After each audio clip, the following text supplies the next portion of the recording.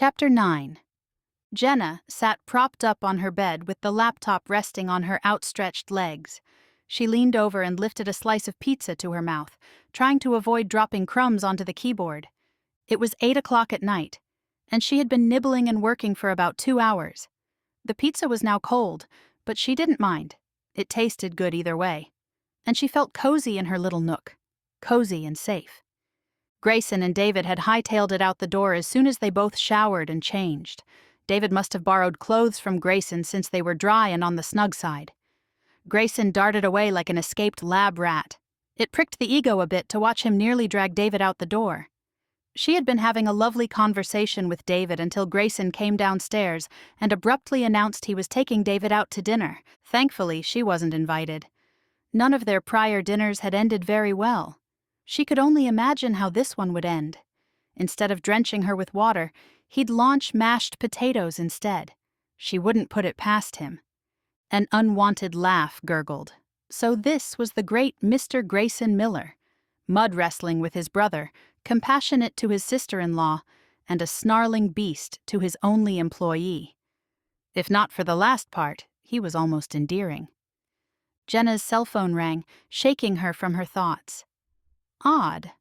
Not that many people called her anymore. Could it be for the bed and breakfast? At 8 o'clock at night? That didn't seem right. She fumbled for the phone, lost in the folds of the blankets. As soon as she found it, she dropped it immediately as if burned. Her heart banged against her chest, filling her ears with a rushing sound. Oh God, they'd found her. Grayson pulled into the garage and killed the engine. He leaned his head back against the seat, gathering strength to go inside. He had drawn out dinner for as long as possible. But after 3 hours, it didn't seem like he could drag it out further without David's inquiring mind putting him to task. He had had enough of David's questioning for one night. Instead of talking about his issues with Maya and the baby, David turned the topic to Grayson and his employee. Grayson stealthily avoided the conversation by ordering a round of drinks, followed by more. He ended up driving David home. Grayson had only pretended to drink as much as his brother, which, thankfully, David didn't catch on to. Or maybe he didn't care. Grayson stepped out of the car and closed the garage. He would do his best to avoid Jenna tonight, but then have a talk with her first thing in the morning when he knew what to say. The problem was, he didn't think he was going to come up with anything between now and then. But he had to do something. When he blasted her with the hose earlier, he took fiendish delight in igniting her anger. Grayson wasn't a fiendish person. So why did he itch to do something else to flare her temper? He had to put a stop to it. Maybe they could go back to corresponding by email and ignore each other for the next 2 months. Maybe he should just hire a gardener and leave. Better yet, he should just sell the place as is and leave. Grayson was making his way to the house when he heard a thud followed by a whimper. It came from outside. Grayson scanned the darkness but couldn't see anything. He stopped and strained to listen. Thud! Damn it! Came a muffled curse. Grayson quietly walked to the backyard where the noise grew slightly, intermingled with a sniffle. Sniffle? He edged over to the maze where he found Jenna clobbering the ground with a shovel. The sight had him baffled. What in the world was she doing? Had a snake frightened her? Judging from her facial expression, something had. But what was she doing out here at night? He stepped closer to find out the source of fright. A busted cell phone laid on the ground, taking her relentless abuse. A cell phone? He watched her for a few moments, wondering what the cell phone did to cause such a reaction. He could sense her wearing down, but she kept striking the phone. She was either really upset or really crazy, possibly both. However, he couldn't let her continue. She would injure herself. Grayson eased near her but clear of the swinging shovel. As she swung up to strike again, he grabbed the handle and held firmly. Jenna turned her frightened eyes on him. It took her a few seconds to register who he was. When she did, she gasped and backed away. I'm sorry, She stammered. I... Jenna? At the sound of his concerned voice, Jenna burst into tears. She turned and fled, leaving Grayson alone in the maze and thoroughly confused. He watched her disappear into the house and then glanced down at the destroyed phone. What would have made her so angry? A chilling déjà vu feeling crept along his neck. God, not another crazy employee. They were going to be the death of him. He was going to have to let her go. What other choice did he have? Grayson tossed the shovel down and picked up the cell phone pieces. He would give her an hour to calm down, then he would let her go. Jenna reached her room on the 3rd floor and hurried to shove the clothes she had carefully hung into her bags. She had to leave. "Damn it!" she cried, blinking away tears so she could see what she was doing. She had been so close to escaping them. It was a brand new phone with a new number. It was one of those pay-as-you-go phones with no information on her. How did they track her down? Where could she go? She had no money and no one to help her. With only half of a tank of gas, she couldn't get far, at least not far enough from them. She feared nowhere would be far enough. It took her 15 minutes to pack. She knew she didn't have much time before they were nipping at her heels, but she didn't want to leave anything behind either. Each possession was important because it was an additional item she could sell if she became desperate enough. Most likely she would. Jenna zipped her suitcase and lifted it off the bed.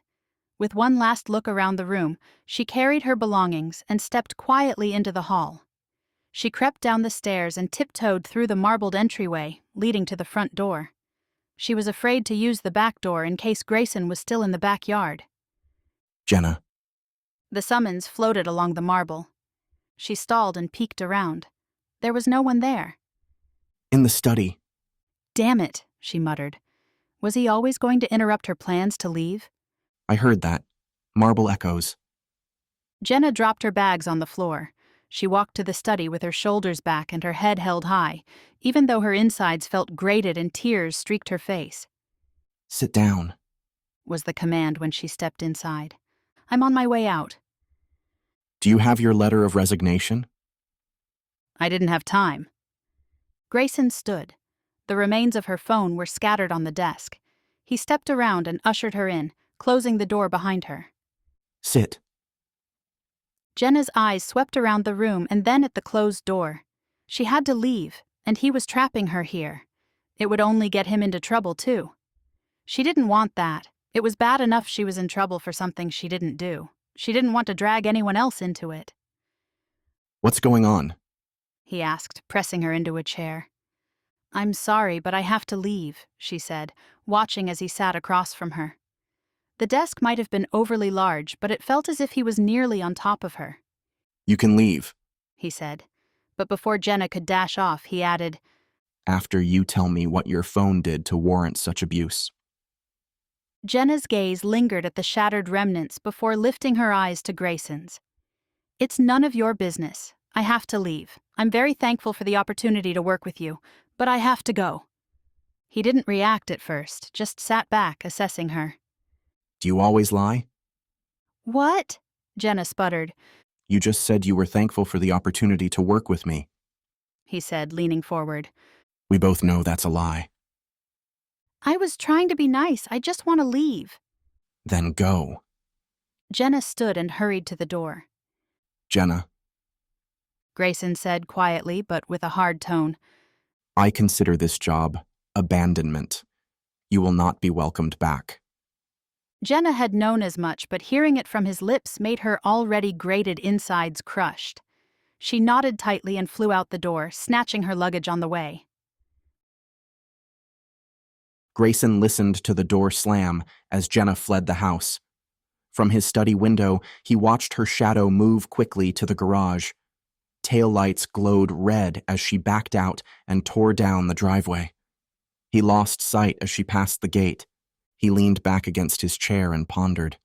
He wasn't sure what had happened, but he could tell Jenna was frightened. In their short conversation, he had shoved aside the earlier thought that she might be crazy. She could be, for all he knew, but he could sense her fear. Something had happened while he was out to dinner. But what? His fingers sifted through the wreckage. Someone had to have called her or messaged her. Grayson shoved back from the desk. It wasn't his problem. She wasn't his problem. Tomorrow he would put the mansion on the market and wipe his hands clean of this place once and for all. He was done. It was time to move on. Jenna gunned it down the driveway and out to the street. She had no idea where she was heading. If she had no idea, then surely it'd be harder for them to catch her. She sped in a direction. Whether it was north, south, east, or west, she had no clue.